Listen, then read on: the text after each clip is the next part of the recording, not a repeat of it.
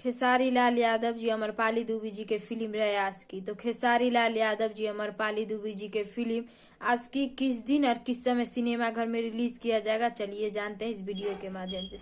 तो दोस्तों अभी हम अपने घर आए हुए हैं, तो वीडियो बनाने में कुछ प्रॉब्लम हो रहा है, तो कोशिश करूंगी कि आप लोग को कंटिन्यू वीडियो दूं।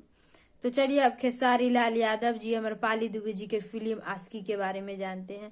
तो खेसारी लाल यादव जी अमरपाली दुबे जी के फिल्म आशिकी बिहार एवं झारखंड के सिनेमाघर में रिलीज किया जाएगा।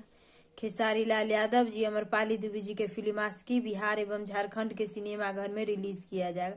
तो खेसारी लाल यादव जी अमरपाली दुबे जी के फिल्म आशिकी बिहार एवं झारखंड के सिनेमाघर में 4 मार्च को रिलीज किया जाएगा। खेसारी लाल यादव जी अमरपाली दुबे जी के फिल्म 4 मार्च को बिहार एवं झारखंड के सिनेमाघर में रिलीज किया जाएगा।